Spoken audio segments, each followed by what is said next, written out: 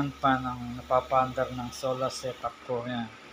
So 25 watts lang yung solar panel ko nito.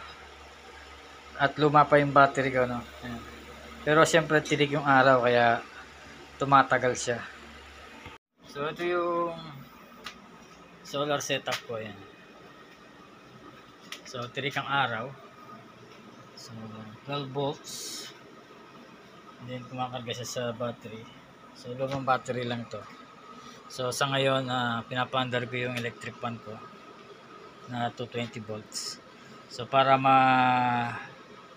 gamit natin yung electric fan na 220 volts ay need natin ng inverter. Ayan. So Bosca inverter ang gamit ko. From 12 volts to inverter. So inverter ko-convert niya ng 220. So sa 220, so need natin ng breaker dyan para in case na magkaroon ng shorted ay magti-trip pa rin to. Then outlet, then yung extension dito papunta sa loob ng bahay. Okay. So ginagamit ko lang to pag tirik na tirik yung araw, tanghali. Kasi kung makulimlim, madaling malobat yung battery ko. Siyempre luma na rin to. Kaya madaling ma-discharge. Okay. Pero kung tirik ang araw, so kayang-kayang i-sustain ng 25 na solar panel ko. Ito yung 25 na solar panel ko. Yan. Maliit lang yan.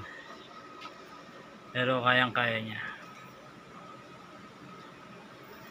Pakita ko sa inyo.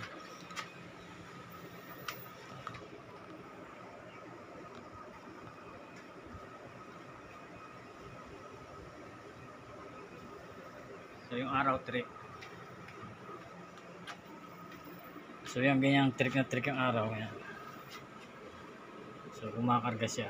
Then nagbibigay siya ng kuryente sa inverter ko. So from solar panel tong wire, so to solar charger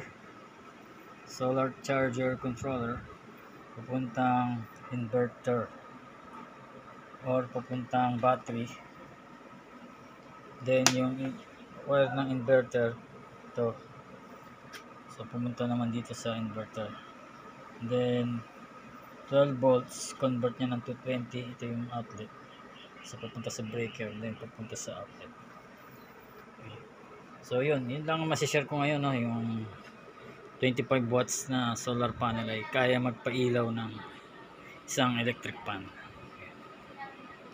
So thank you. So don't forget to subscribe, click the notification bell at para updated ka rin sa video pang mga darating. Thank you.